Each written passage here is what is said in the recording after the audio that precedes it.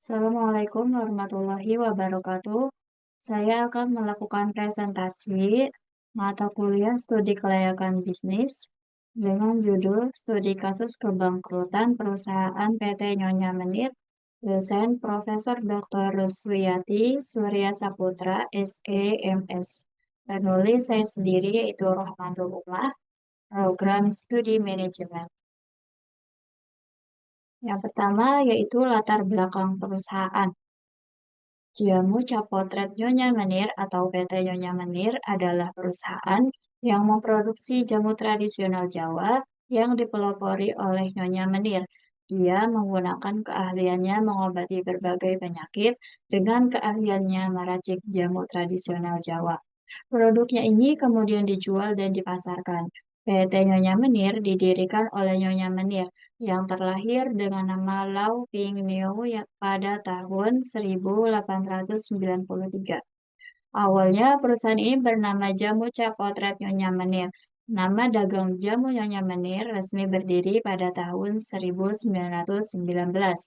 Pada 1990-an, perusahaan mengalami perkembangan yang begitu pesat yang membawa nama Nyonya Menir kian melambung di dunia peracikan jamu tradisional dan menjadi salah satu perusahaan terbesar di Indonesia.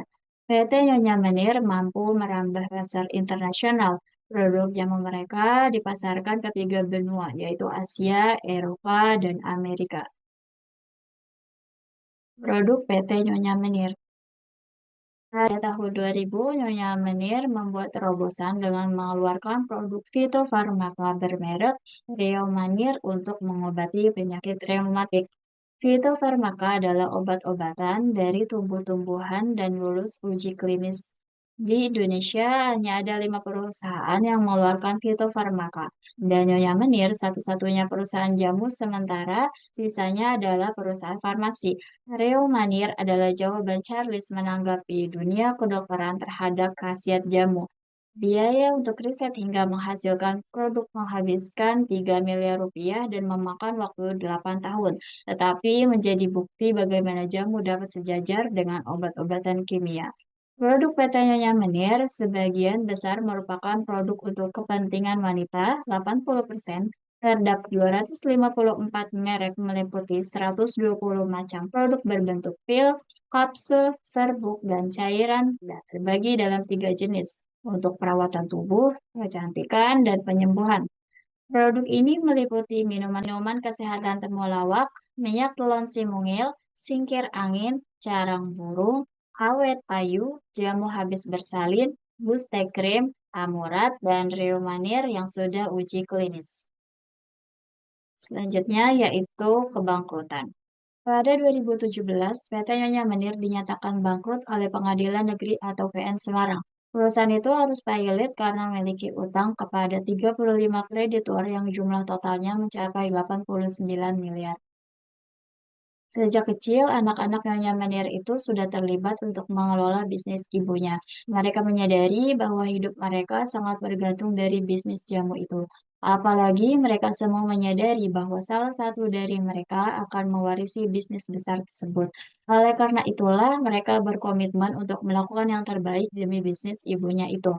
Sayangnya, pada proses 1989 sampai 1994, bisnis keluarga itu dihantam prahara internal yang sempat membuatnya goyah. Namun setelah masalah itu selesai, bisnis jamu Nyonya Menir kembali berjalan dengan lancar. Selanjutnya, timeline PT Nyonya Menir. Pangsa pasar berkembang 1984 sampai 2000 krisis operasional, 2000 sampai 2001 pembobokan buruh, sengketa perebutan kekuasaan generasi ketiga. Permasalahan internal perusahaan. Perusahaan Nyonya Menir pernah mengalami krisis operasional pada tahun 1984 sampai 2000 karena adanya sengketa perebutan kekuasaan hingga ke meja hijau. Media pernah mencatat beberapa kali masalah-masalah pekerja dan pemogokan buruh yang terjadi pada tahun 2000 sampai 2001 di perusahaan jamu ini. Di antara lain, penuntutan pembayaran THR, pemogokan kerja, masalah HAM, dan demonstrasi. Operasi perusahaan yang saat itu dipegang oleh kelima cucu Nyonya Menir akhirnya diambil alih oleh Charles Ong Saerang, salah satu cucu Nyonya Menir yang membeli warisan cucu lainnya untuk mengakhiri perebutan kekuasaan. Sejak perbaikan manajemen di bawah kepemimpinan Charles Saerang, tidak tercatat lagi masalah kepegawaian di perusahaan ini. Hingga akhirnya perusahaan menghadapi perkara utang terhadap 35 kreditur yang berujung perusahaan dinyatakan pilot. Penyelesaian utang perusahaan dalam kasus utang, perusahaan yang lahir tahun 1919 ini digugat Pilot karena memiliki sejumlah sangkutan kepada 35 kreditur mencapai 89 miliar. Tanggal 8 Juni 2015, Majelis Hakim Pengadilan Niaga Semarang yang dipimpin oleh Dwi Arso Budi Santiarto menyatakan perjanjian perdamaian antara debitur dan 35 kreditur tentang penundaan kewajiban pembayaran utang atau PKPU pada 27 Mei 2015 telah sah.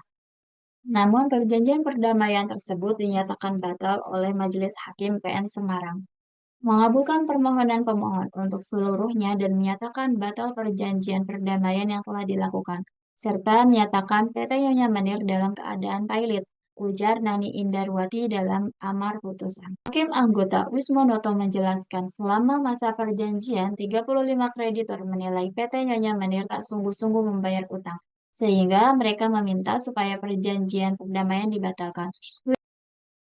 Wismonoto menjelaskan keputusan pilot itu terjadi setelah digugat Hendrianto Bambang Santoso setelah persidangan berjalan selama 60 hari. Selain dinyatakan pilot, aset yang dimiliki Nyonya Menir juga harus dibekukan untuk kemudian dikelola kurator.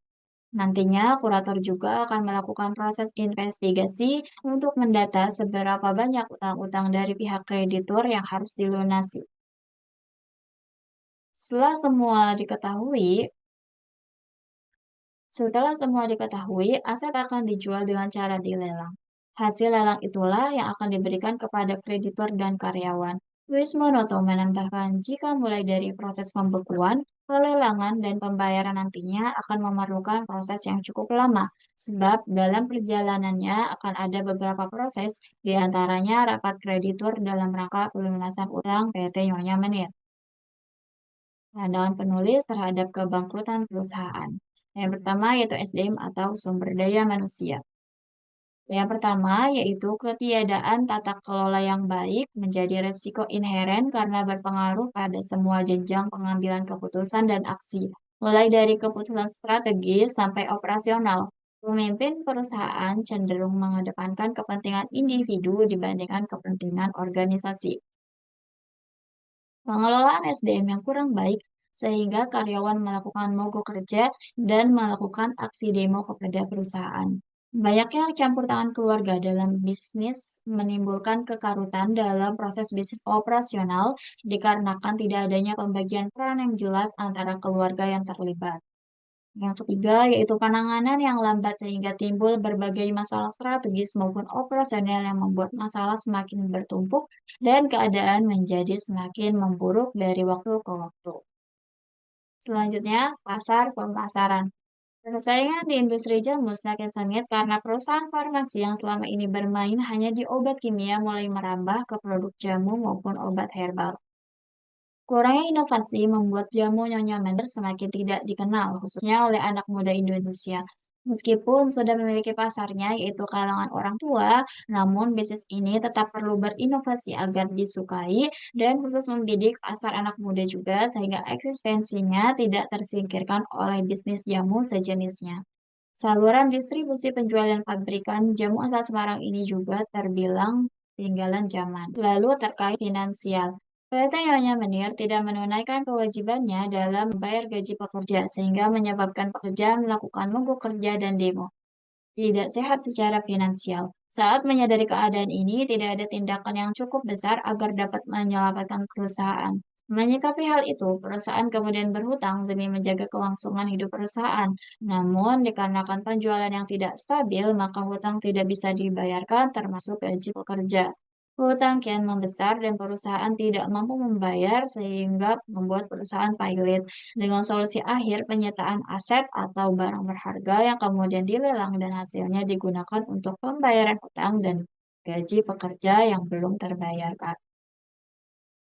Sekian presentasi dari saya ucapkan terima kasih.